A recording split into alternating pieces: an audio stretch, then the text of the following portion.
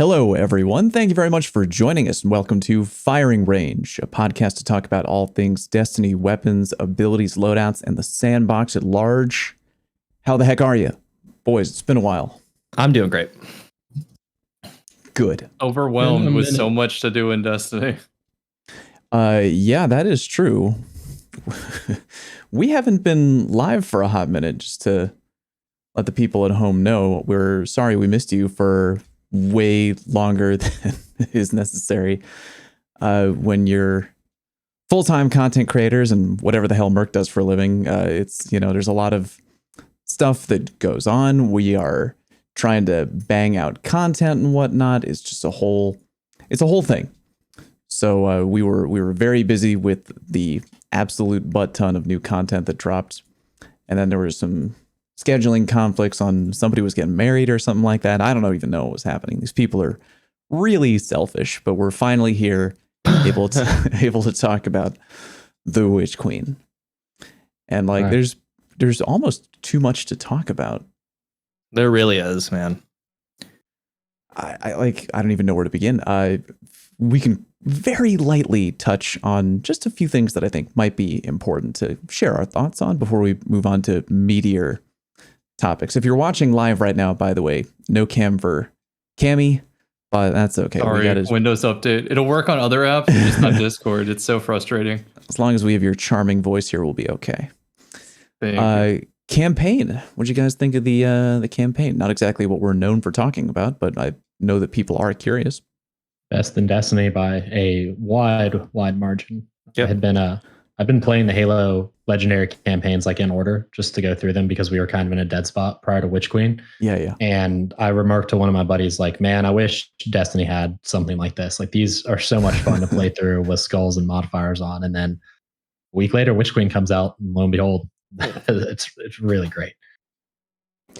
Yeah, I had a damn fun time. I thought it was kind of what we needed, like a shot in the arm for the PvE. I just feel like Bungie is killing the PvE side of the game, right? Like they're just, I mean, in a good way. Yeah, they're crushing it, man. Like I remember back in the day when we got those, like, I don't even know what the title was, that expansion where we killed a worm god and people blew through the campaign in like 20 minutes, half an hour, and it was just kind of, that was it. But now it was actually, back in the day. Sure. Zol was a strike boss. Yeah. Ever since Forsaken, really, it's continually, just grab Steam. And we're at this point now, and it's not stopping. So they're doing an exceptional job. Best spot the game's ever been in as far as storyline, lore in game. Remember Grimoire cards? Remember those? I do. Yeah. It was the first NFT. Those things. Oh my God. And I remember going to Bife and trying to learn more about the game, and I still do. I mean, obviously, of course, those guys, those resources, man. Yeah. But to hear the voice lines and to see it kind of unfold has been awesome, right? I agree. Yeah, just absolutely terrific on the PvE side. And speaking of that, did anyone here? How'd you do with the new raid? Were you a weekend one raider? Were you a after the fact raider? What? Not touch the raid at all? What do you got going on here? Kind of I wanted a red box fusion as soon as possible, so I got in there. Is that? I mean, I'm so excited to talk about weapons, but like Cammy, you're talking about the deliverance there? Yeah, the deliverance. That's the name. I too am thirsty for that role, or for that weapon. Fighting lion in a fusion, I repeat. It's not a drill. That would be the reason why you would want one. Anybody else? Raid? Thoughts? Feelings? It's a great raid.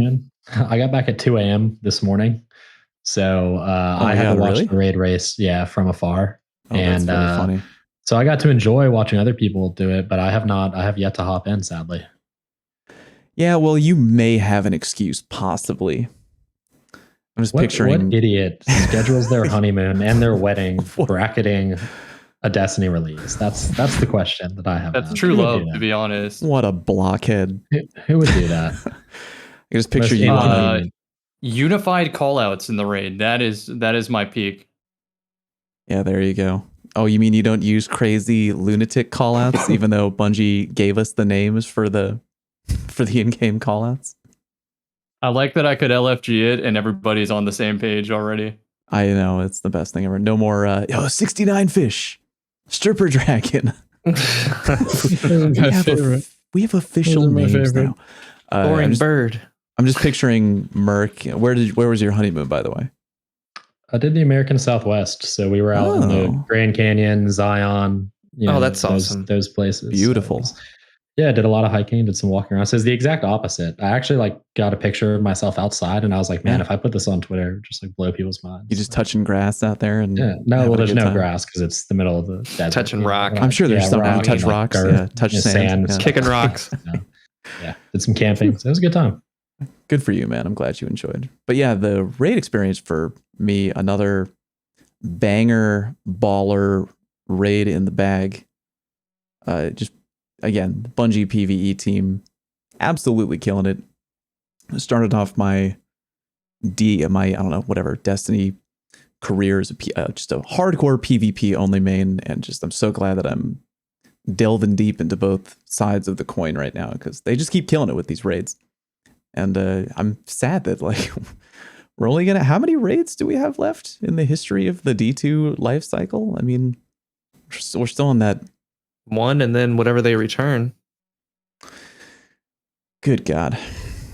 If they return, yeah. I don't know. Who knows what the future of Destiny holds? But I'm always happy for those new raids. I think they're on the right track. This gives me so much hope. I mean, just the final boss design wise, it's more action RPG than it's ever been. A boss that moves around the arena and is threatening. Not to spoil it for anybody who hasn't experienced it. Definitely do the campaign and do the raid if you haven't. Both are enjoyable.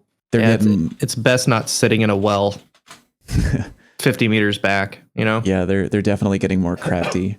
I think that maybe priority one, if I could have been a fly on the wall when they were designing that boss fight, it's like, okay, we don't want to have a boss fight where everyone just plants in one area in a well and just dishes out damage. Like, how do we do that?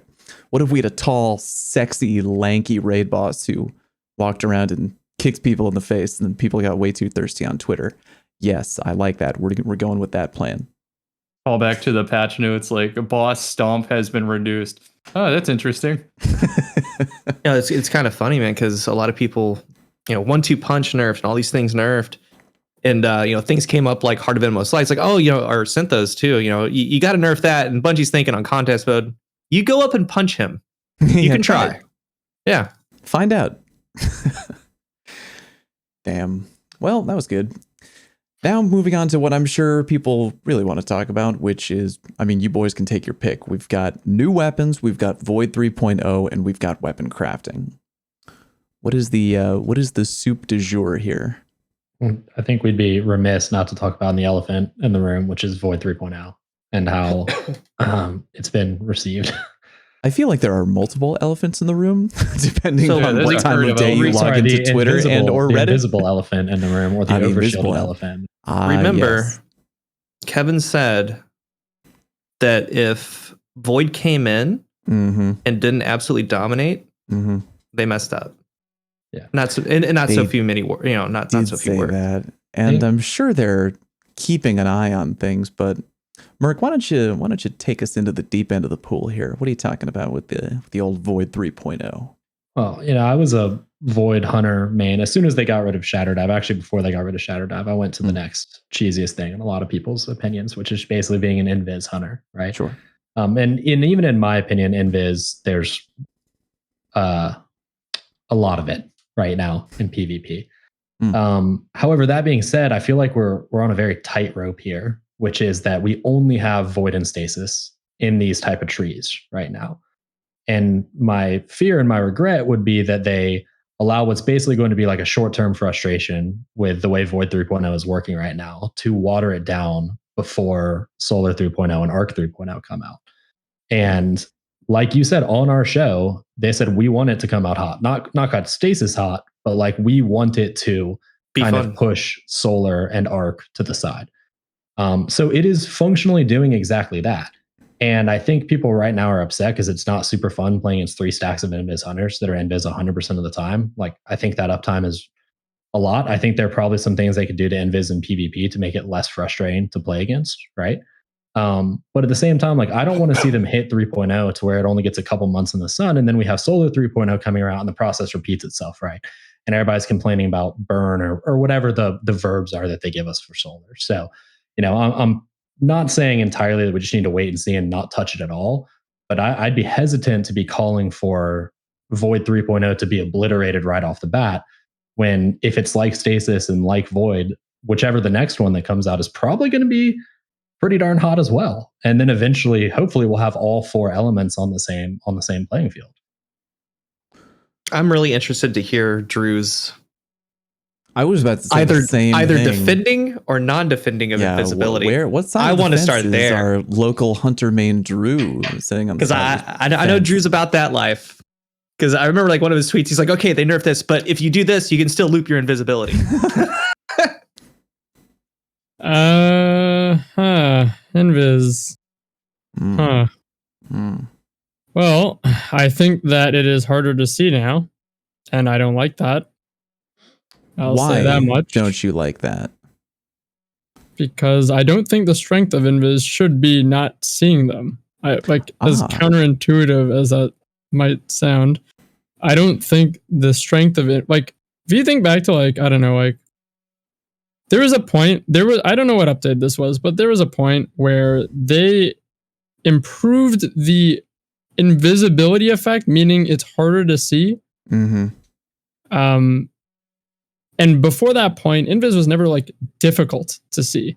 If anything, it makes you, like, second guess your shot, like your head, like going for a headshot, I guess. But you very clearly, if you remember in the early, even I think it was post Forsaken as well. I've never struggled to see Invis. Then that change happened, and then now I feel like it's harder to see now because it has, like, maybe, I don't know if the effect was changed or like the purple silhouette instead of the blue silhouette or something. Like that. It feels harder to see now. That up a little bit. Yeah, I don't know if anything got changed or not, but I know it, like, glows a little purple now. I think it's harder to see. I don't like that. I think that Invis's main functionality should just be a method of getting off the radar. Radar manipulation is a whole other, can of worms. Should, I know a lot of people have expressed kind of discontent with not being able to see when someone's on the radar or not. But fun fact, Invis, even before you can infinitely loop it, used to last a lot longer before Trials of Osiris came out. So the way that Invis used to work is you could go Invis with the Invis dodge that was there the whole time, by the way. And as long as you never stopped sprinting or stayed crouched, you would not appear back on radar even if you were visible and no longer Invis. They changed that when Trials of Osiris came out. So it makes me wonder, why was that not being used then if getting off the radar was such why was that, that's such a strong point, right? It's funny to think of. So I don't know. State of Invis right now, uptime. Yeah, I think there's probably something they could do about that. Infinitely looping abilities. I don't know if that's ever the goal.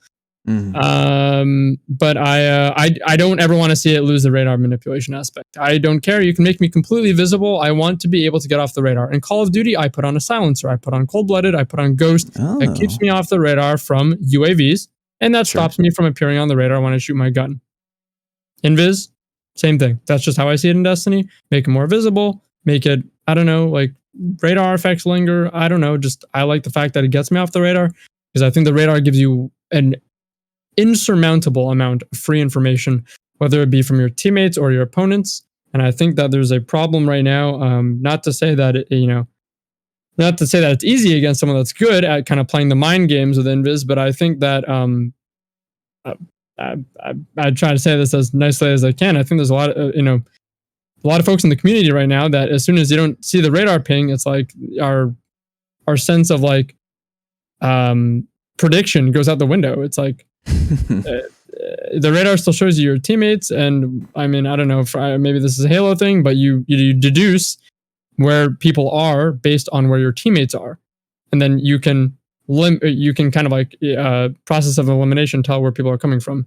So anyways, I don't know. A lot of thoughts on Invis, but I like it to keep the radar. I'd like it to be more visible. Maybe do something about the uptime. Yeah, I don't know. I think that a lot of people are discovering very quickly that they're what they believe their innate sense of situational awareness about the game isn't quite as strong when they lose the radar. And I think that that's probably a very frustrating thing for players who aren't used to having faced that in the past.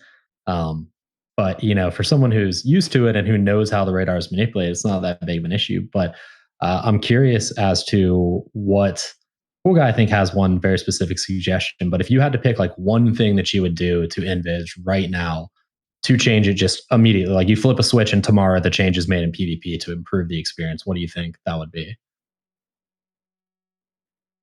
I can take it from here. I mean, you start, ball, buddy. I think you start, yeah. So, first of all, I'm really surprised I'm not seeing Gemini Jesters more. Me too. I'm really, dude, I see them maybe man. once from one hunter per play session. Sometimes I go a couple days without even seeing it. But, everybody always asks, well, why is it an issue now? Why is it an issue now? Void 3, it's a full kit now.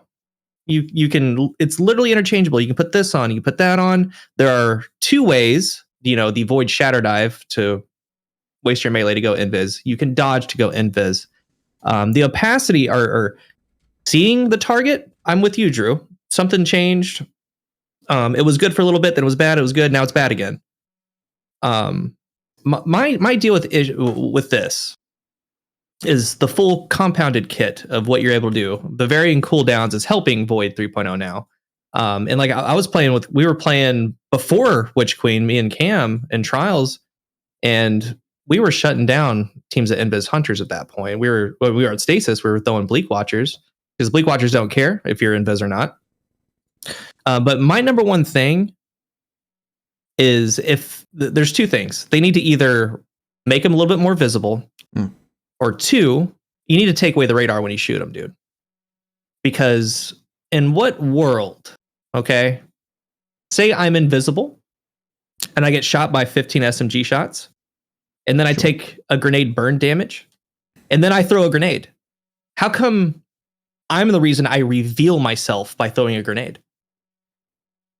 As opposed to them taking damage from another source. Correct. I think that's a fair question. So you're saying taking damage makes you will reveal yourself or reveal yourself. The same question. So receiving damage pops you out of Invis. Correct. I think that's an interesting idea. But if you want to be sneaky, you can be sneaky. But if you're caught, you're caught. They'll have to split that off of PvE though, and like I don't know where. Yeah, it would be a separate. It would be a separate deal. It would be a separate deal. Let's get that straight. No, that's a whole. And I don't know where they draw the line on like. I'm cool with that hot take. Like I think it's free in PvE. So if they want to kill it in PvE, I mean, dude, cool. I don't know, man. Sometimes you can just get shot by a stray shot in PvE. So like, that's the risk you take. Add density. Yeah. I now have Devour and Invis and Galahorn, Warmind Cell coming off of it, a volatile round. Like, come on. It's so free now. Yeah, so that's my main issue with Invis. It's either make them easier to see.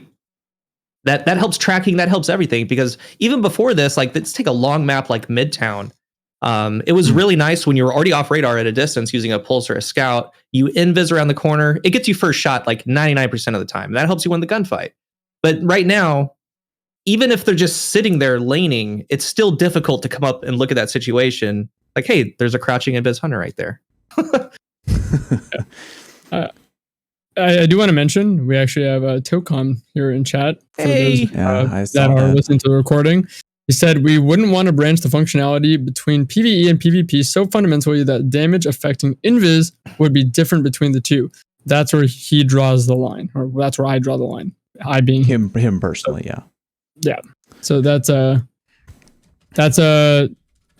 to know, just for clarification on our idea. And that's why you show up for the live taping, because you never know who might roll into Twitch chat.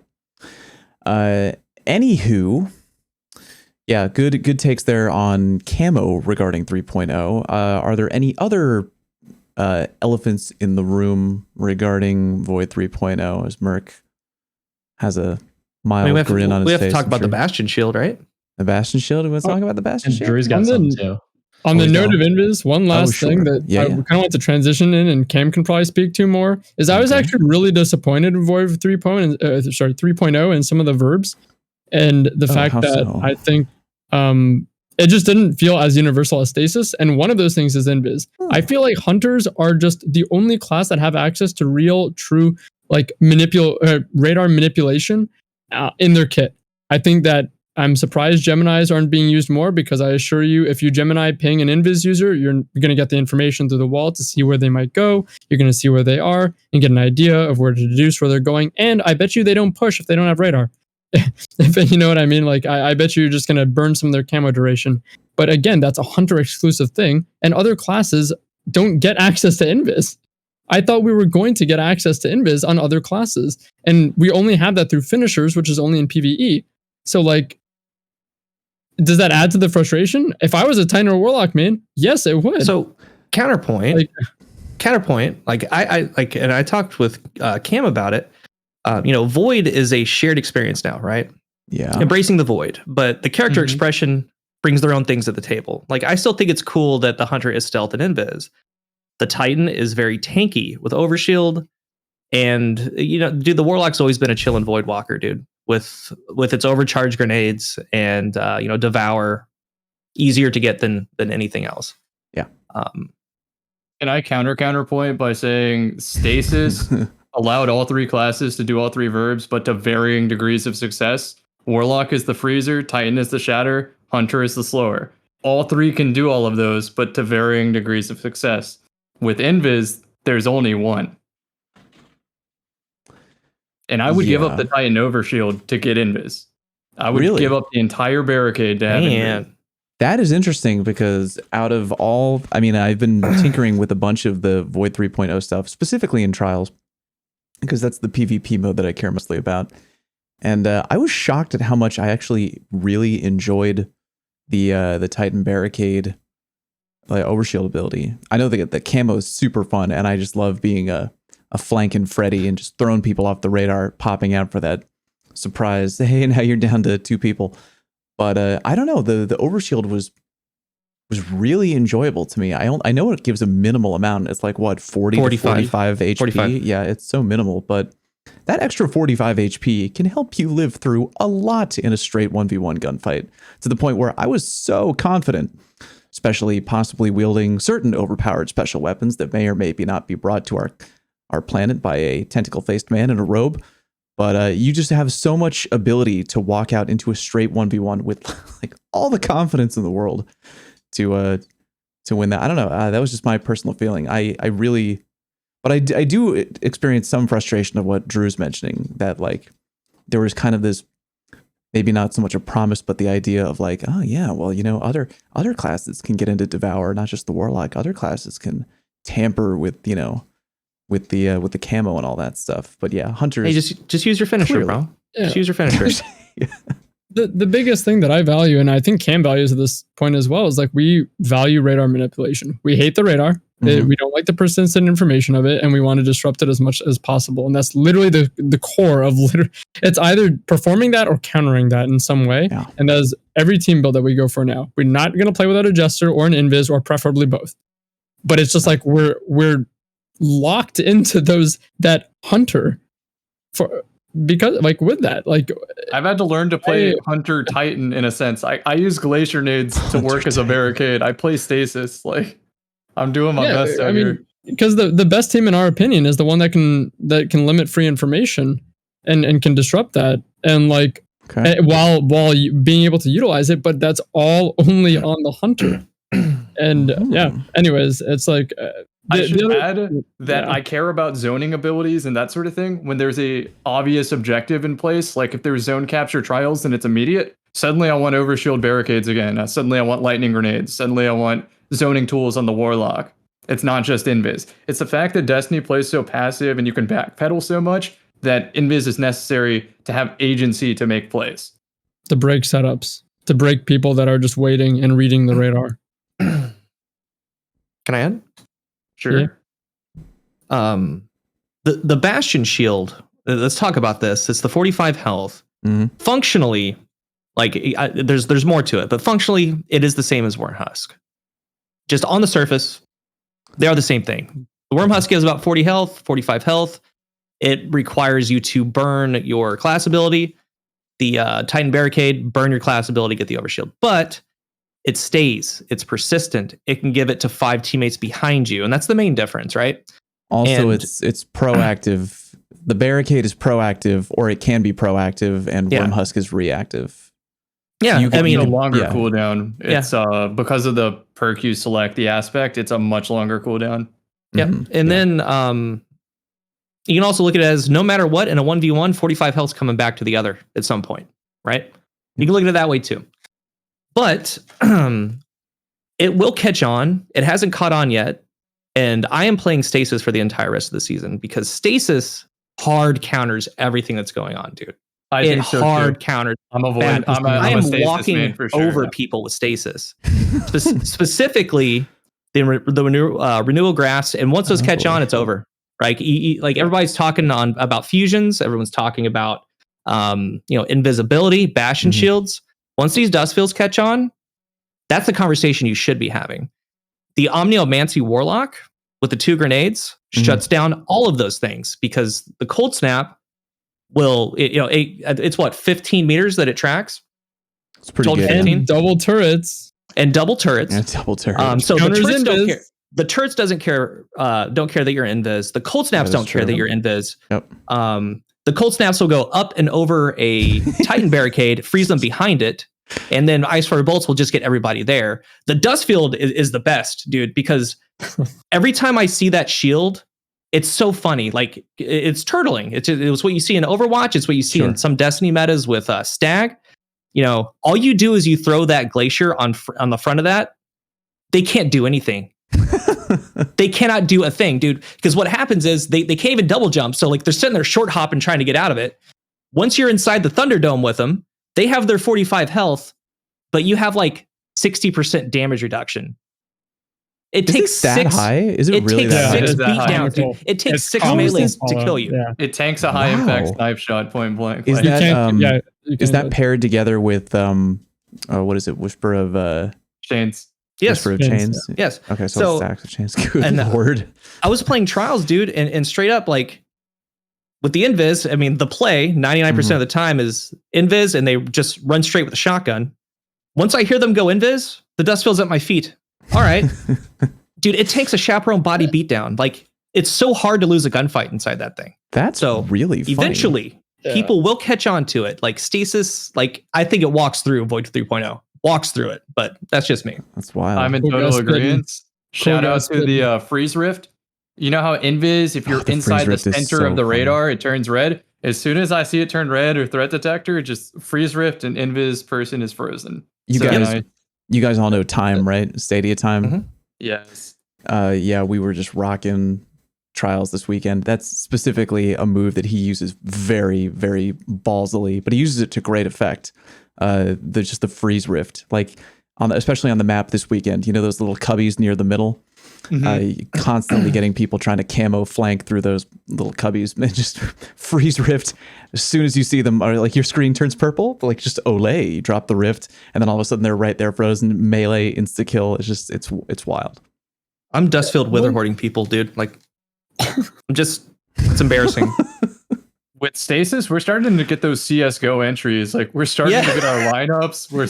That's so Everyone funny. has their role. It feels so organized and nice to shut down Void 3.0 with Stasis. Like seriously, I'm maining it in all trials. 66. You're a wild man. Oh, I started working on glacier angles under the map and over the map in like super weird places. So even though they're invis looking for me on the radar, they're like, where the hell is he? Under the map. So that actually just put a thought in my head when Kami said looking for you on the radar. What would you think if when you went invis, you lost your radar or you lost some aspects of your HUD? You know how kind of like Blink did it, right? Like Blink was beefing forever and all eternity. Yeah, and then the nerf that finally like kicked people out of using it was it dropped your HUD, right? Now, obviously I think it'd be funny for you to go invis and like your HUD goes invis with you and you like lose your HUD. But I think that would probably be a bit much. But what if when you went invis, you lost your radar? Do you think that would kick people out of using invis? Or people like Drew and Cam probably would still continue to use it because they're good enough to, work without the radar, right? Like that trade-off is worth it to you, I'd imagine, Drew, right? Like you would be willing to sacrifice your radar or take away someone else's radar? Yeah, I mean, I think so. I want to say conceptually, I want to say yes, that sounds like a cool change. I don't know if it'd kill it for the majority of people. The only thing that challenges, like, makes me challenge that I could think of is I feel like with Invis, it's only as good as you're gonna like obviously do something with it that, and all I see people do honestly is just hold forward and try and get into special weapon range faster, which I think is just so incorrect and is only going to work on like surface level, maybe less experienced players. And secondly, Invis is only as good as you are solo. So like when me and Cam are playing together, or like me, Cam, Glow, me, Cam, Sides, Wormy, etc., like it is known that I'm always alone. Like I'm never, ever with the group. It's very true. Because my Invis is doing nothing if I'm beside them. I'm appearing as them appearing as a radar ping is me appearing as a radar ping. So that's the only thing that would make me like say like, like. And then you have your smoke on the wall. A radar ping from your smoke. You can bait extra radar pings with the smoke and stuff. Yeah. Like that. Yeah. No, so like, it's weird because like if you are like you're already, I feel like to play Invis, you are risking being completely like alone. Like you have this responsibility to know that like when I'm playing with my teammates, I tell them, trust me, I will be in the fight, and trust me, I will not die. If I'm caught, I will not die.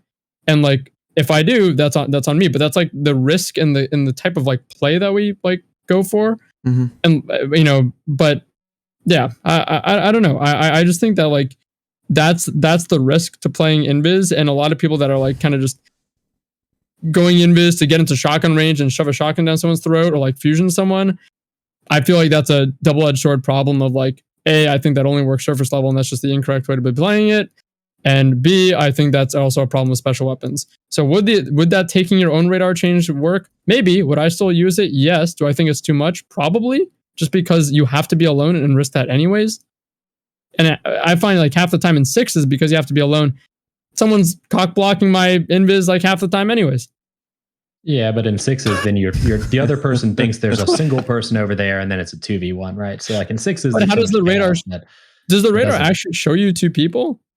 They have to be separated a little bit, or they have to have the enhanced radar to see the separation. Yeah, well, I guess as a Night Stalker, right? Like I always had the enhanced radar, so I could generally tell if there were two people or one. So I guess for me, if someone was Invis and there was another person, I could potentially read that incorrectly or move into the engagement thinking it was a 1v1 and it wasn't. Right. But I don't know. I mean, we're all. The color gives it away too. Yeah. And like how deep the color is. But we're all talking about how easy it is to beat Void 3.0. But yet at the same time, people right now are having a meltdown on Twitter that the only thing they're running into is Void 3.0. And it's just incredibly frustrating. I mean, is it they don't know, they're not educated, they don't want to change their play style? Like, what is it that is leading to so many people freaking out about playing Invis? They need to play against him more. They don't know what frustrating is. They need to get scrim tested on it. Like that's all I can say. Cool guy was born in the frustration, molded by it. I genuinely mean this, that I don't know how much is intended, like between the uptime and like how much is considered build crafting before it's a problem. Like my Graviton build that I run, is that problematic or is that just the game? I don't know where Bungie draws that line. So I don't really have the agency to comment on it. And how much, like, how do we compare the subverting expectation of Invis to the subverting expectation of Dawnblade floating? How do we compare that to, like, I don't know. I don't know what the answer is, right? But those are the things I think about. So, like, nerf Invis if it needs to be, like, sure. But how do you compare those things? You know, I don't know. The only thing I would say is that people are very, very strong initial reaction. Like, I remember when Jotun first got released into the game, right? There was immediately a Twitter clip, I think it was actually from Gigs, where he was just kind of laughing about, he got like an easy triple kill with Jotun, and then like everybody completely lost their shit for like a week. And it's like, guys, it's not that good. Like it's just what's the joke, Fallout? What's the joke? Oh yeah, it would be a horrible shame if I just gently strafed to the left while you were charging up your cool guys does it all the time. It would be a shame if I just hit one button and jumped over your Jotun, but like, yeah, so people freak out, but I do understand things that, like, when Drew puts it in so succinctly, like, is it an intended design philosophy, or should the goal be to be able to like have a build that's so strong where you can maybe permanently loop Invis? is that something that would need to be looked at? I would agree that yes. Is it frustrating to get killed by certain things that everybody and their mother is using because it's the new hotness? Sure. Does that necessarily mean it's overpowered? No. But then again, does that mean that it shouldn't be looked at? Also no. I do think that it probably should not be the goal to have like, oh, let's make it so that with the right build, Hunter gets like literally nonstop invisibility. I think that might be a little too much. Well, y'all bring up some great points. There's a lot of dials they can turn on Invis.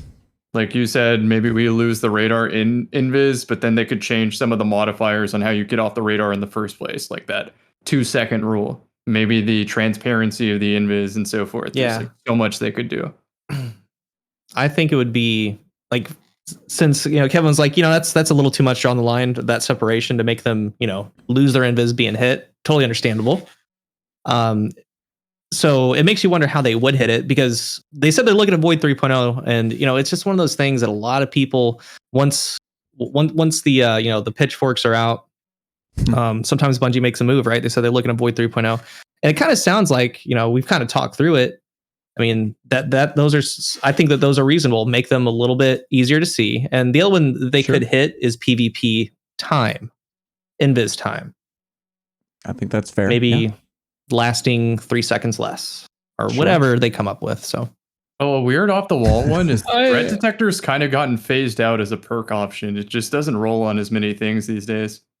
So I actually thought about that, and I thought that perks and allowing someone to build to counter it might be something that they might investigate doing. So there are guns right now and there are exotics right now that highlight enemies, but they don't highlight you when you're invisible. So when you're invisible, that highlighting goes away from like the site, right? Like Hawk A weapons. Where you have to do something like Sunshot or I Have Another World. You have to give me a lens to get that. I thought it would be pretty neat if those weapons, just as an intrinsic, like an origin trait or something, just highlighted invisible. I dig that idea. So it kind of would allow you, like, oh, you've got a team of 3 Invis hunters playing against you. Well, swap to your crates, right? And crate just highlights Invis players, And then one of their things that Drew was complaining about how hard they are to see is pretty much immediately negated. And I thought that would be a little bit more interesting of a way, is instead of nerfing the thing that's powerful, you build a counter to it, right? And allow players to use it. That makes sense.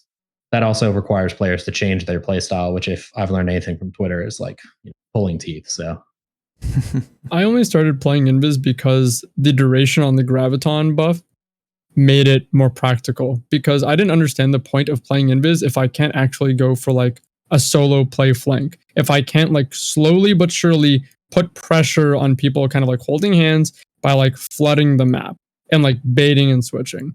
So that's why I'd be like, I don't know, maybe with the new fragment, it's too much. That new Invis fragment, I don't know.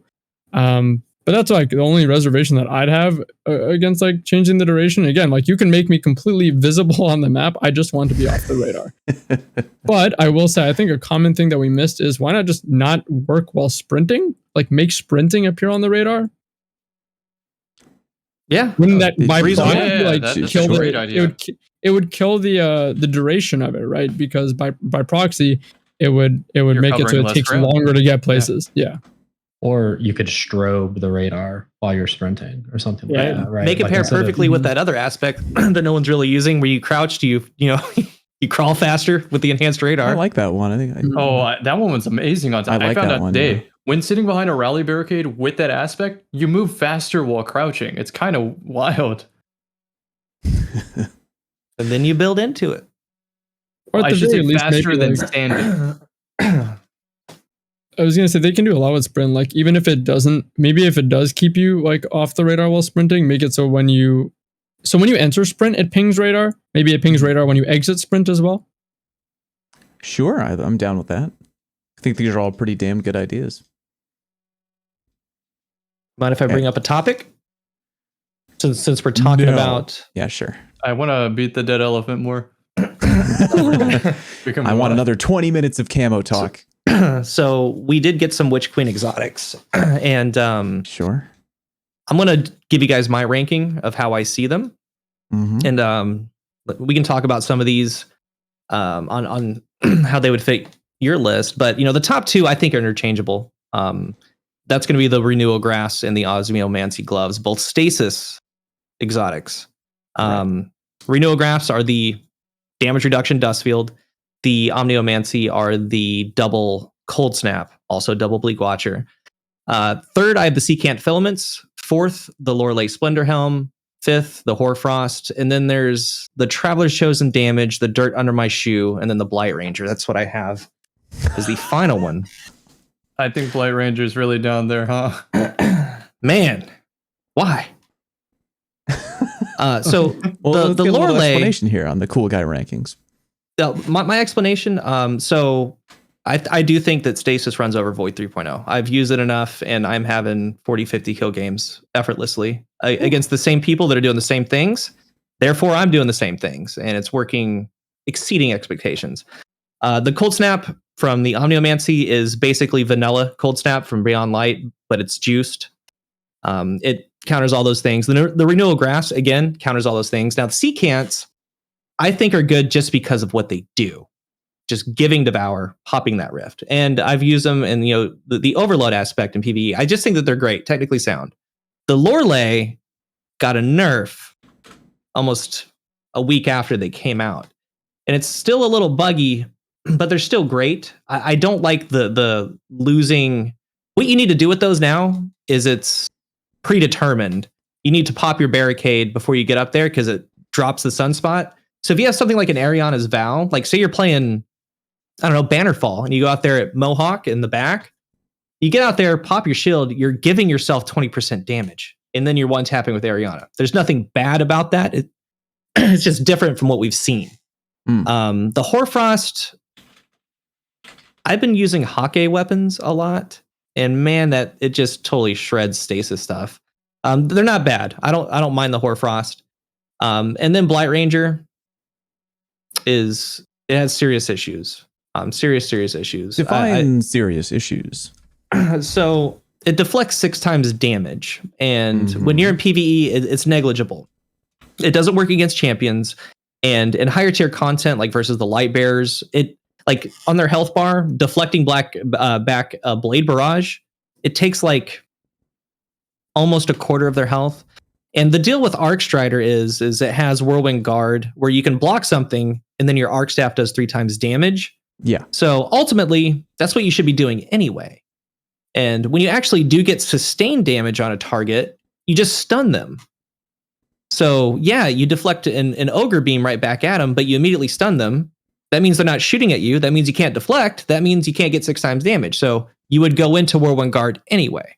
So it's just the practical use isn't practical. It has a lot of issues there. And in PvP, it's fun because it will literally one-shot anything because it's still 6 times damage. So 47 to the body from 140 hand cannon, it sends it right back at 250 or 280 something.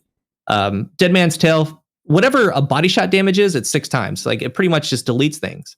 But there's 6 suppressors that can come at you at any time, right? People can run away from Arc Strider. And there's also the thing, it's been with Arc Strider for a while, but it's amplified with this helmet. It's what Antaeus Wards does. If somebody shoots you in the back, it deflects the 6 times into you and you just die. So like if you play a full play session, you will get suppressed. You will get ran away from. Go Gadget Stompy Boots, right? They're just gone. They don't care. And then you're just going to get shot and die. So, and also remember, it's a switch exotic, right? You're banking on using this for 7 seconds to potentially have some fun with. And most of the time when people see a deflect hunter, they just run away, which they should be doing. You shouldn't be shooting that thing. That's the strategy. It's just like the problem with Ursa. You don't shoot at a blocking Titan. Yeah. You just run away. Run. Yeah. So yeah, Blight Ranger needs a lot of help. And they could do a lot of things to that. But even when Arc 3.0 comes, I mean, of course it's going to be revisited.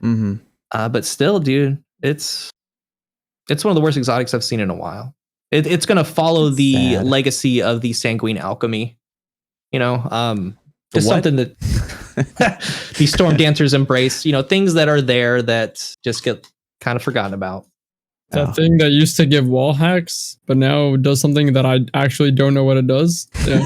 It extends your rift for getting kills in it. And I have thought of the best way that they can redeem Sanguine Alchemy. Thought of it for a very long time.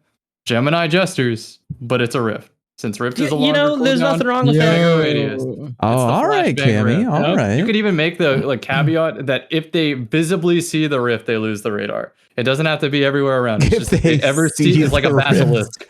Don't look at my rift. Also, sick cosplay if you want to be a vampire warlock. That's really their only functions right now. What do you guys think of the exotics that you've used? I haven't. I've just started because with See, all those aren't stompies. What do you mean? like after all the, I mean, we're just coming fresh off, not super fresh off the raid, but I'm still trying to grind out the raid and all this PvE content to try and get into the weapon crafting and all that junk. I'm just now tinkering with exotic stuff, but so far, the ones that I didn't even touch the Blight Ranger because just reading the description, I was like, no, not interested. But the other ones so far, very fun. The Loreley, I know immediately people were like, it made me laugh because I remember when we were talking about it here on this show, when they previewed the exotics before Witch Queen dropped. And Drew was like, how is this not OP? Is this OP? Like, we're like reading the description. We were not working with all the information. We didn't know they nerfed sunspots at the time. Yep. If it was old insane. sunspots, that'd be the most busted exotic. It would I shit know. on the renewal grass because you could run in there and just suicide bomb and like they lose all their health to the sunspot anyways. 6 resist doesn't matter. But I haven't tinkered with it after. There's probably still potential there. Tell me if I'm wrong. But Predetermined. okay. Use it very offensively. Think about it before you. I think it's high key better. Yeah, now that you have really agency interesting. over Okay. it. Yeah, Well, once they because take away it losing on death, it's better. let's Yeah, walk out. Let's like walk out of trials around here. Endless Veil. Each person spawns in. As a Titan, I want to be barricading the mid lane or B flag, which I'm doing anyway before I get shot at. Sure. So I'm always getting the sunspot down. If it was pre-nerf, I wouldn't have a sunspot until I get shot at. So what is it really doing for me? Fair. I think it's a buff. I think it's a flat buff for playing to win as a Titan. You just run around with Lorentz and shoot him in the toe after throwing a barricade. You are trading your barricade for an empowering rift, but you get to keep the barricade. And you're mobile. And you're mobile. And you get yeah. 5 seconds out of the rift. So that's kind of nuts. And if you get a That's kill with pretty it, nice. you make another sunspot. Yeah. That is The true. only yeah. caveat is you're tied to Sunbreaker, which does have one of the better supers in the game, but compared to the Void 3.0 kit and the Stasis kit, it's just not the same.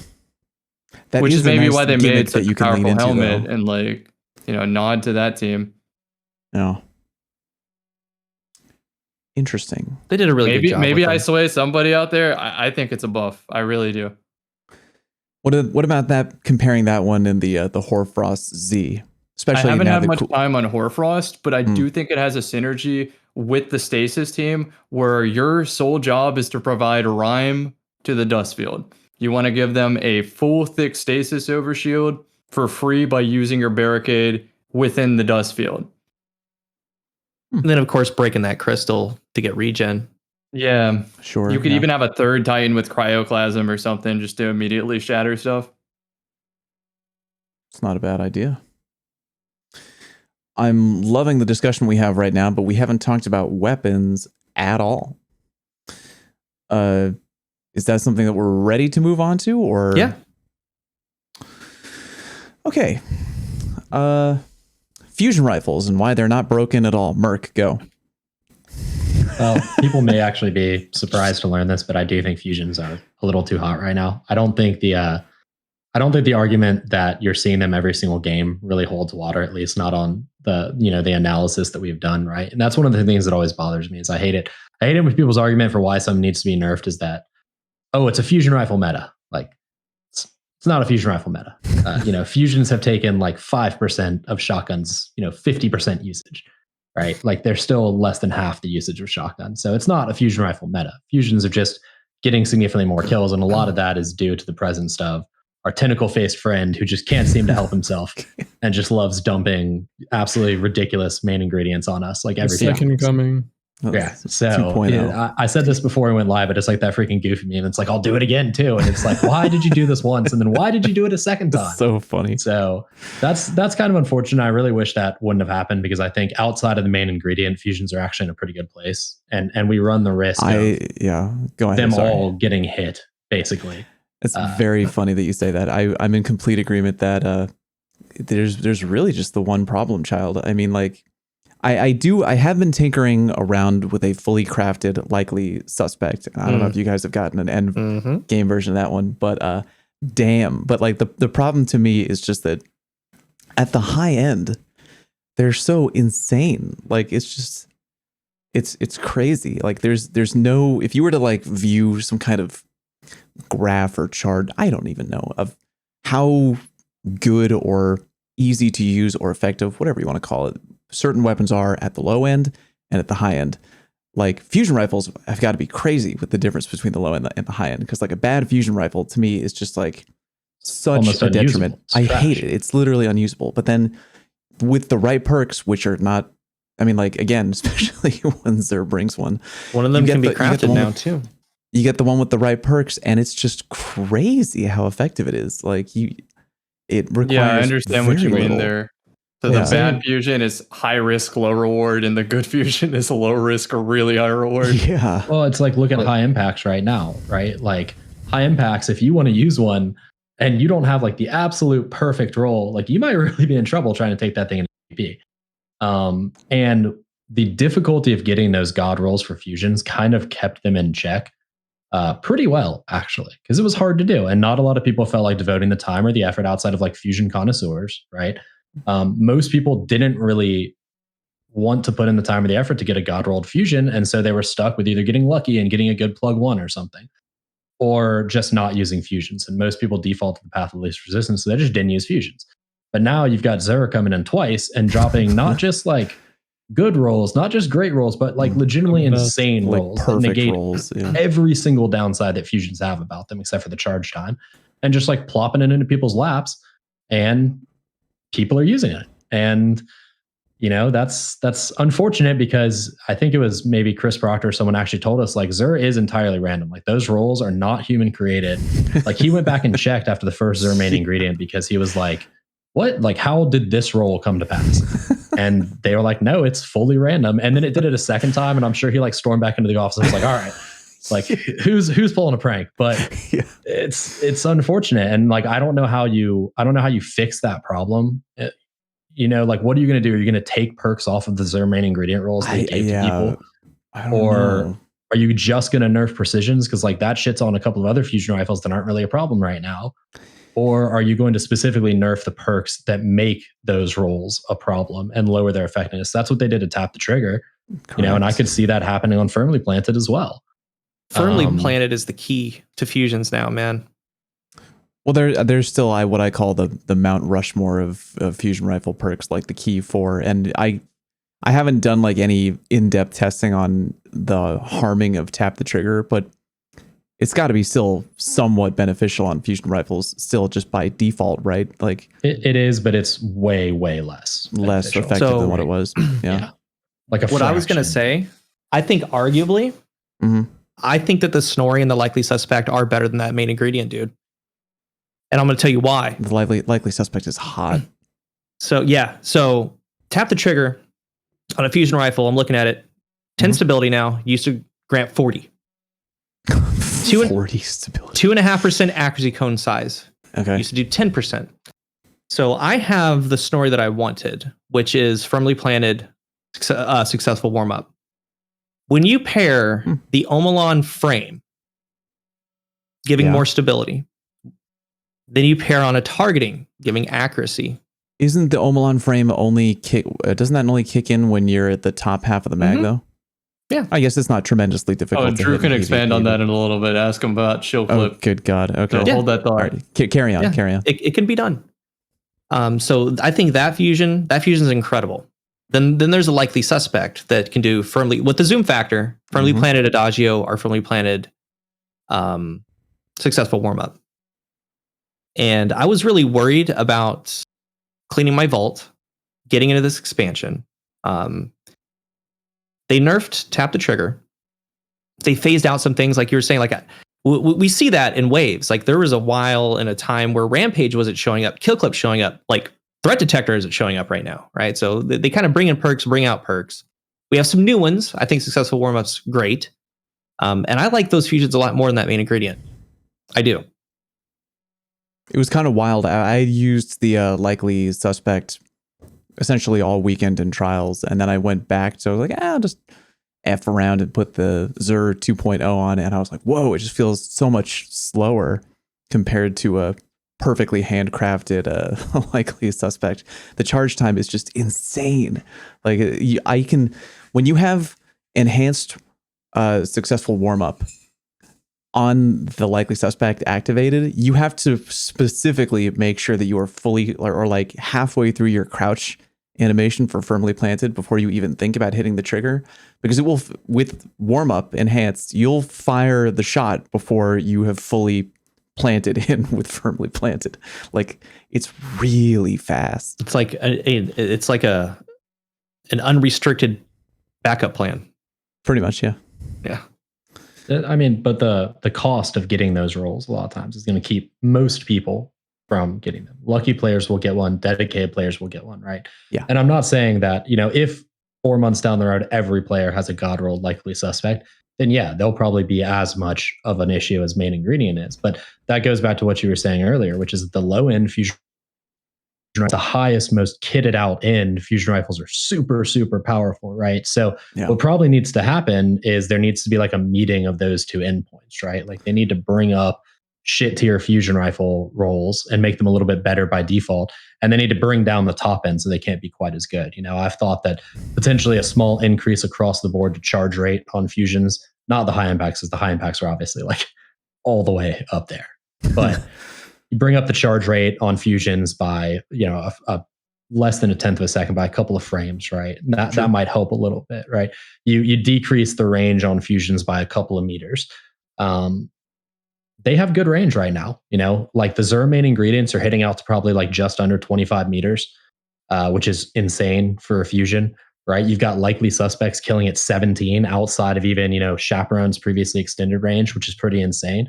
If Chaperone hadn't been hit, if shotguns hadn't been hit and brought in, then I'd maybe say that was okay. But, shotguns just time after time have been hit and hit and hit and hit. So with shotguns coming down, I think it's probably only right that fusions maybe get looked at too. It makes sense. Yeah. I'm going through Dim right now to see if I have a Snorri to rival the cool guy Snorri. I was gonna ask. It's funny to think about like the best rolls of these weapons become available. Like, what do you do? Do you think that? I guess Merc kind of answered this. Merc, I'm gonna repeat this because I don't know if you disconnected. You kind of just, I guess, answered this in a way. Do you balance like a weapon archetype based on the best roll possible? I mean, what's the likelihood of getting that best roll? If the likelihood, is it okay for it to punch out like that? Well, you know what I mean? Like, be that effective? I mean, is it okay to say that like, hey, people with the fact that this is unlikely to get is going to keep it balanced? Is that really balanced, or is it just like, hey, we're going to let people that are really lucky just go on a in a tournament style shooter? No, that wouldn't be cool, right? But like Destiny is not that. Destiny is an inside out balanced game, right? Like it's balanced for the majority of players' experience. It's not balanced for the highest end of players, right? Like something like StarCraft or CSGO, like those are balanced at the highest end for tournament play. And Destiny isn't, right? Like Destiny is balanced for the center of the bell curve, and that's fine. And so the question becomes like, if you want everything to be balanced for the highest end, like you're going to have to rein build crafting in super hard. And I feel like it's the same way with guns, right? Now, the difference is now because we have Void 3.0 and Stasis 3.0, like you can actually build craft your subclass, And I think that's a lot of what makes Destiny fun, is that you can build craft this stuff. With a weapon, now there's a little bit of crafting, but a lot of it is still just RNG. So, I mean, if you're okay with people doing these super crazy things with their subclass, then you probably need to be okay with people doing super crazy thing with God roll guns. I think they kind of go hand in hand. So to me, like, if the chance of someone getting a perfectly rolled likely suspect is like 15 hours of work with a fusion rifle, or like 1 in 100 or 1 in 1,000, like, sure, dude, let the 1 in 100 people who gets that god roll go ham for a little bit in PvP. Like, that's kind of what keeps people driving, keeps people hunting that stuff. If you don't, and you say, no, I want stuff to be balanced at the top end, then like you gotta cut those things down. I think I can meet you somewhere in the middle. Go ahead. I was going to say that. No, you go on. Okay. I wanted to give an example of, and I don't want to get into this side discussion yet, hand cannons and their potency.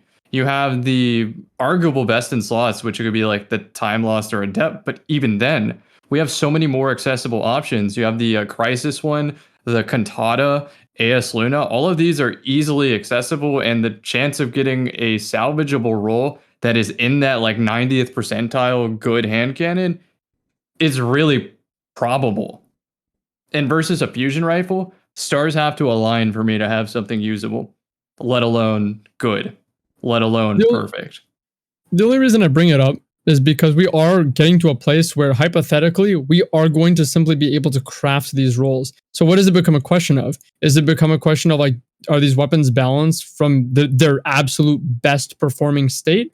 Or are they balanced based on their worst? I think the answer is like Merc said, and you said, Cam, somewhere in the middle, where like they probably have to tone down the effectiveness of some of these perks that are like in the ceiling they're granting them, and then bring up, I say a tiny bit, if anything, the worst rolls. But I mean, I don't like fusions. So they did that on hand cannons, right? Like they did that with range on hand cannons. Like originally, hand cannons had a huge range disparity between low range and high range. And they like squished that in to where now if you want to max range out, like, yeah, you get a couple meters extra.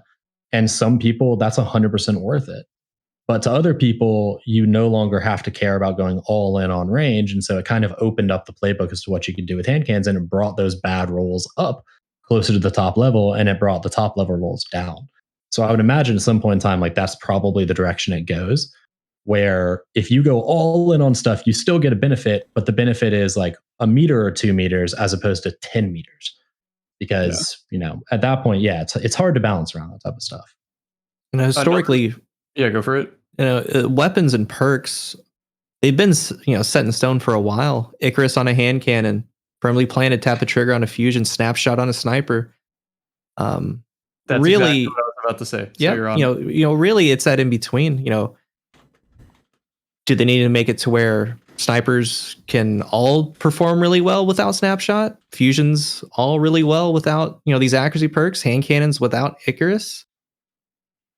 I mean, what do you do? I think what you do is you look at it and you say, well, okay, is it performing like out of band on the top end, right? Like our hand cannons with Icarus, just to use an example, are they like too strong with Icarus? And if the answer is no, they're not too strong with Icarus. Icarus is just the obvious choice.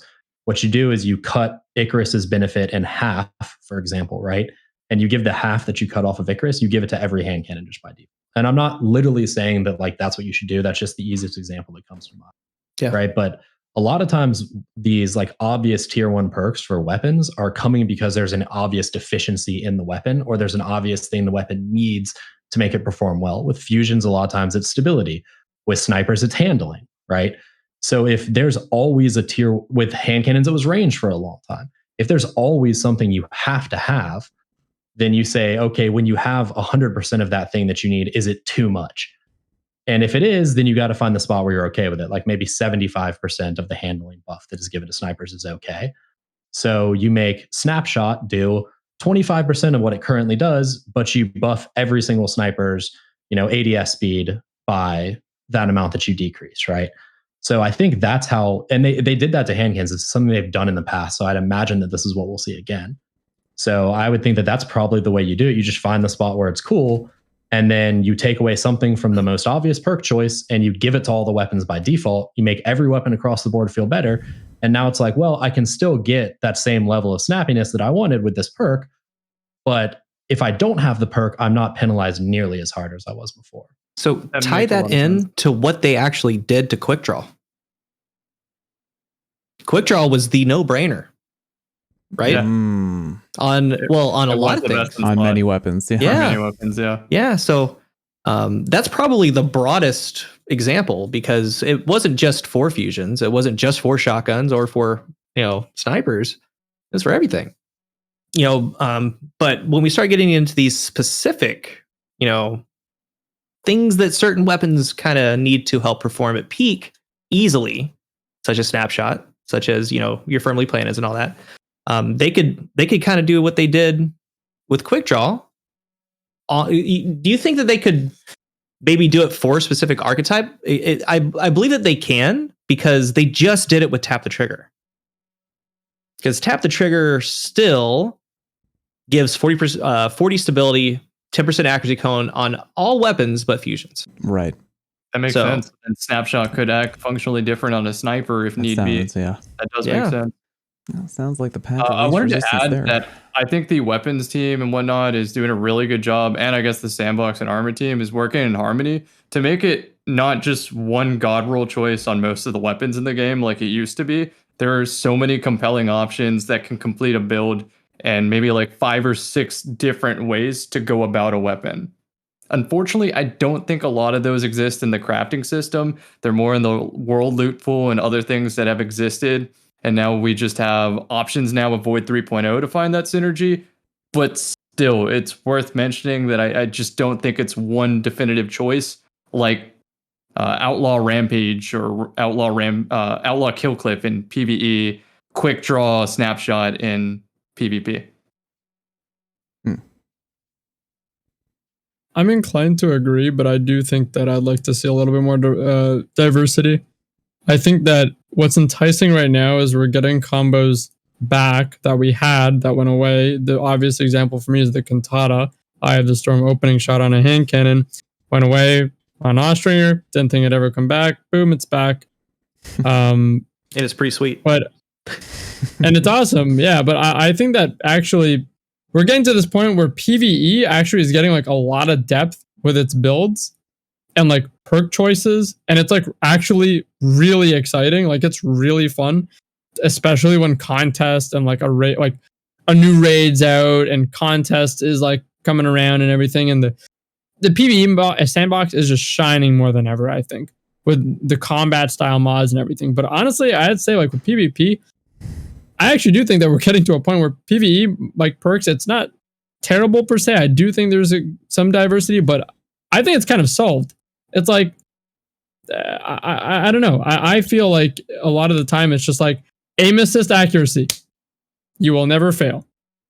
It's like your Outlaw Rampage of PvP. Aim assist accuracy. Aim assist accuracy. And that carries over into your build. Recovery, class ability, 100-100. They did effectively change intellect. So they did. That is true. I would like to see more perks that have like some sort of like interaction with some, subclass, combat fulfillment or requirement. I like frenzy a lot. Like the fact that like you kind of being in combat and like playing effectively while you are kind of nets you a bonus. And I think it's incredibly strong. But not easy to proc either. I like the BXR perk on the battle rifle, the battler. I think that like that's another cool example. There are some perks in the sandbox that kind of do it, but I'd like to see more stuff that has an effect that isn't just like a lot of the perk design is getting to the point of just you get kill, you get effect. Less good in trials, so revert to accuracy aim assist. So something, more examples of that is like Teraba. Yeah. Focus Fury, Hawk Moon. I agree. I agree. I'm really glad you brought that up, Drew. Because it's also, to me, it's exciting playing with those weapons, building those things up, like building up the one tap on the Hawk Moon. Focus Fury on all, like it's like I think on Peace of Mind, it's like the only legit option. But having the 90 round mag, hitting those rounds, getting 20% more damage, being able to loop that. I really enjoy that. So I wish more perks would be like that. Well, high skill players enjoy that stuff, especially in PvP, because they can survive long enough to put those things to use, right? And that by default keeps them in check because you have to be pretty decent with Teraba to use Teraba to its fullest potential. But at the same time, like there's a subsection of the population that will never use Terra because they don't ever get to experience what makes Terra great, right? Like it's the same thing with Hawkmoon. Like I know that there's a lot of players out there who love Hawkmoon because it's super fun getting those one taps. Or for me, like I love Symmetry because I think Symmetry is really fun to build up those critical hits and then switch over to Revolution. But there's you have to figure out where it's appropriate to say like, okay, players above this level will be able to appreciate this. And other people like aren't really going to see the full benefit of what this gun can do. Because, whenever you exclude people from using, especially exotics and stuff, like, well, that's a portion of the population that isn't really driven to acquire that thing. And that's just, in some cases, it's fine, dude. Like in some cases, it's fine. But in other cases, you kind of have to weigh the benefits versus the cost of that. Yeah, I don't necessarily mean that it needs to be a perk that like, and obviously they're like a lot of these perks limitation is that they're harder to activate for like, so higher skilled players typically, I guess, will appreciate them more, but more things that trigger off of combat actions. I don't know, like the BXR perk is just a really cool example of that. It has like cool synergies, like with different types of melees, like things that interact with what your kit can create and synergize off of that. I just would like to see more perks like that because those become enticing options. That isn't just like, I have to get a kill. Okay, now I get my benefit, So things like Demolitionist and stuff that kind of focuses on stuff that anybody can do that isn't necessarily just get a kill. Use your grenade, although that just reloads your gun. But still, that's still something in combat that can come up like that. Those are cool to think about. Things that like synergize and augment combat without like, okay, I got the kill, now I do my thing. Headstone. Or like Headstone. Headstone's that one still have to get a kill, but I mean, chill clip. I don't know. That's another one. We mentioned that earlier. Chill clip, whether you think it's balanced or not. Like, I guess another good effort at that. I think that stuff is cool. Perpetual motion. Yep. High impact combat again. Whew, Disruption break. I kind of figured this would happen with tonight's episode, that we would just have so much to talk about that like we would barely even scratch the surface of questions, but that is tradition around here. We can do like at least 3 questions, I'm sure, right? Sure. I'll comb through them real quick and see. Here's one from Peerding Might on Twitter. Weapons that you want to craft the most / that you've crafted and love. Any that I'm really desperately looking to craft I just forgot the name of the fusion rifle, the Deliverance. Although admittedly not for the same reason that Cammy wants to, although now it is in my brain. Yeah, Deliverance is definitely the play. Yeah, peace of mind. The new rapid fire pulse rifle is very, very good. I was lucky and I got a random drop that's a pretty good roll. It's a laser beam. Rapid fire pulse rifles have actually, I think, been good for a lot longer, and maybe it's like the fusion rifles where it's so hard to get a good roll of one that most people don't use them. But we had Darkest before. We've had Grid Skipper. Like Time Worn Spire was actually crazy, although that one was impossible to get a good roll on. Rapid fire pulse rifles are very good, and so I'm definitely looking forward to crafting a Peace of Mind. Is that the Cabal one? Yeah. With the zoom, the seasonal one. It's total package, man. Mm-hmm. The total. It's a laser beam, like even on controller. And like I'm moderately spec'd into stability. There's just like no recoil at all. Huh.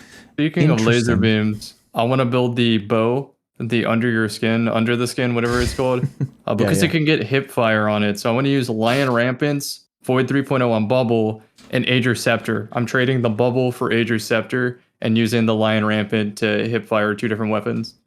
That's the most cammy thing I've ever heard in my entire life. Literally the most cammy thing ever.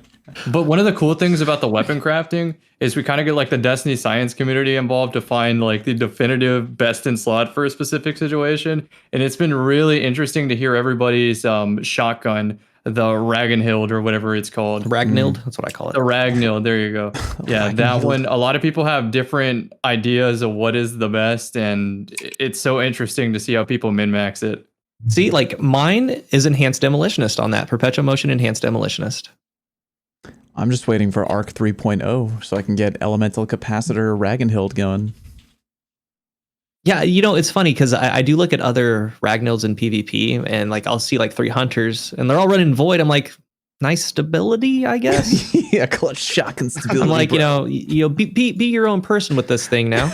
You need to run Arc Strider or get off Elemental Capacitor. Yeah. Have y'all tried to shoot a barricade with that shotgun? Because it has the Hawkeye perk to do extra damage to the barricade. It's great. It's very fun. It's not for just a shield 2-tap. breaking. You can put 1 or 2 hand cannon shots in and then instant break it. Mm-hmm. It's surprise break it very Pikachu phase good. when you shoot just 1 or 2 hand cannon into it, and they're sitting behind it like teabagging. Like, what are you gonna do? Come in here? It's just take it away. I will with that dust field. Best Yeah. bet, dude. Like, the play, bro. Look at me. I am the captain now. Throws the dust field. My favorite weapon is the Ogma, though. Out of this entire expansion, dude. I use it everywhere, man. What's Ogma? You ever use the Ogma? Yeah, No, I'm joking. Okay. the cool guy's favorite is the Ligma hand cannon, bro. I like the clever dragon. So, question from Iceman on Twitter. Adagio is actually a great consistency perk on the right guns. Have you found any underrated trait or perks that are great on certain guns? the crate Adagio is really good. You Crate run into an Adagio. issue with Adagio. It's a 720. It's a rapid fire AR. Yeah. Turns into a Probably. 600, which is We're talking about like a hidden gem perk that surprised us in a good way. Yeah. Is that the question? Or you could take it, you could interpret it as a bad way if you wish. Okay.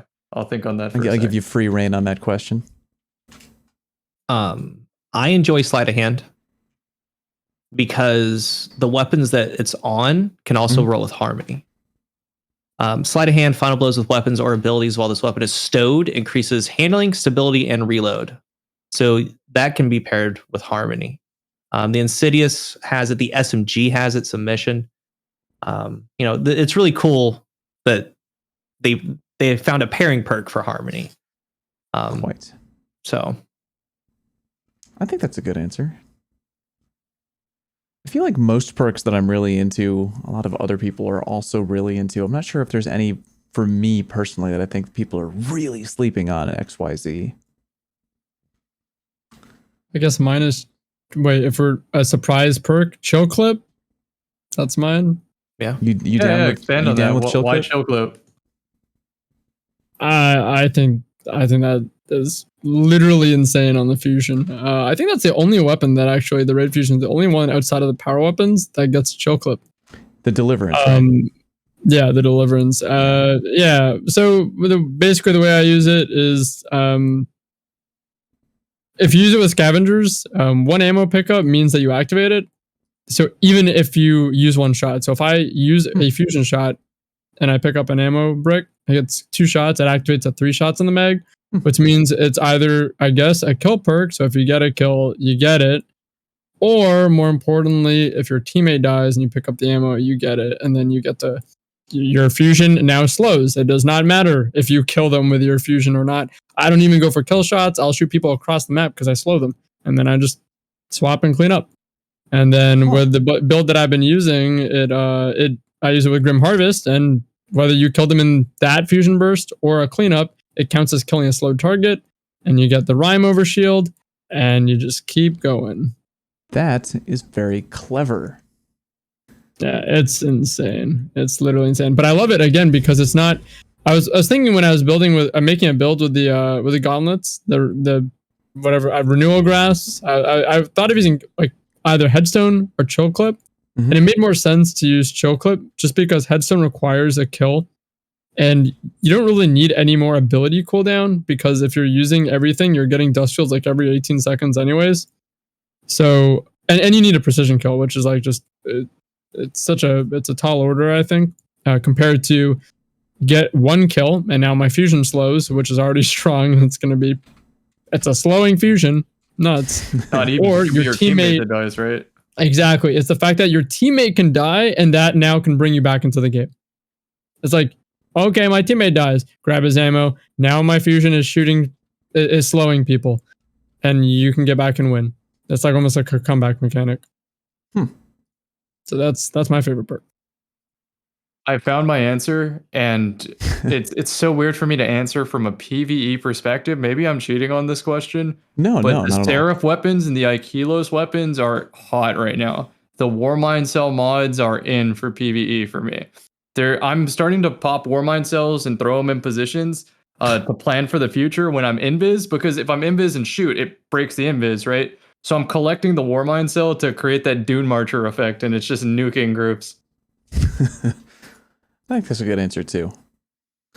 I'm looking over all these other questions. Most of these we answered in our discussions throughout Void 3.0, new exotics, new weapons, new perks. We've answered a lot of these questions inadvertently. Biggest disappointments with Void 3.0? Yeah, we talked about all this. I think we're good. There's a lot to talk about. I mean, in theory, we could go on for another 4 hours, but spread out the love, baby. I think we've got some. Any final thoughts that you boys want to share on our initial Witch Queen episode here? Witch Queen, the best Destiny expansion of all time. Are we getting into the Witch Queen versus Taken King thing I've been seeing pop up on Twitter left and right? I didn't single out any other expansion. I was just asking a general question. Oh no, forgive me for assuming that was where that was headed, Mark. My vote eventually headed there, probably. Yeah, probably. Drew, yeah, you got something? No. Drew says no. That's my vote. Was Taken King better, or was it Forsaken? Warmind? Curse of Osiris. Am I getting one? Number one expansion right there. I don't know. What's your guys' votes? You guys have to vote too. I was just casting my vote. PvE wise, I go Witch Queen. I'm super fulfilled on the PvE side of things. I like no bad guy impacted me as badly as or as big as Oryx. I thought Oryx, like, because that was the first time we had seen the Taken. That was all like really horrific, and Oryx was super huge and badass, and I loved the shock of like, wow, this was the craziest boss ever. But Savathun is still badass too, and between the legendary campaign and the weapon crafting and the raid and all the stuff we got going on, yeah, I'm giving the thumbs up to Witch Queen as being the best in my opinion. I don't know if we mentioned the obvious part of weapon crafting, but it's like it's a start. I would like to see the rest of the game in there.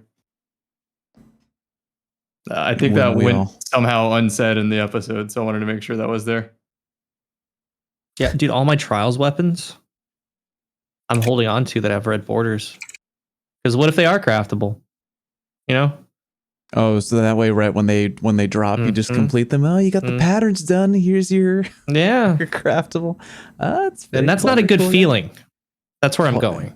You're holding on to a dream. Oh, it's not a good feeling. It didn't solve vault space for you guys, is what you're saying. It actually made things potentially worse. It's not vault space for me. I mean, anytime I see an element that I plan to use in PvE, it's like, if that turns out to be good in a Nightfall or a Lost Sector, I'll just go craft it real quick and use it for the whole week and then delete it again after. Of course.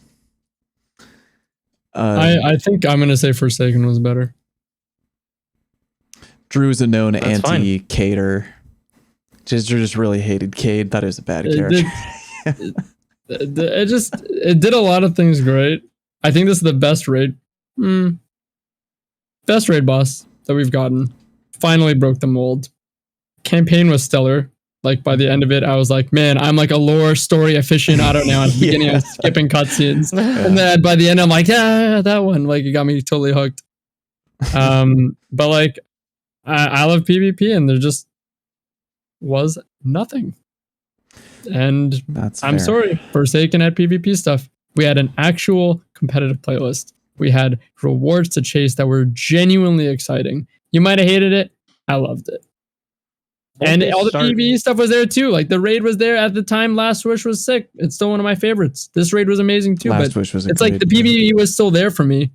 Not at the degree and the depth that we have now, I think, but the PvE at the time was still there for me. But at least there's some PvP there too. And that's why I can't call it the best. I'm not sold yet. But they're working on it this year, correct? From what I remember. Mm-hmm. Adding to PvP. I don't know what they're going to add, but they said they were bringing Rift back, didn't they? Or they were working, they were investigating it. I don't know if they actually. I mean, best game type ever. I mean, I like Rift a lot. I legit more love of an Rift. objective I love than Rift. anything else that we have right now. I'm down. I'm super down. I will say though, it's looking like it's on track, and it's like, it looks like it's on track. So as more things through different seasons come out, I'm sure it'll like be at a place that I'm like, yeah, this is awesome. Like it's on track.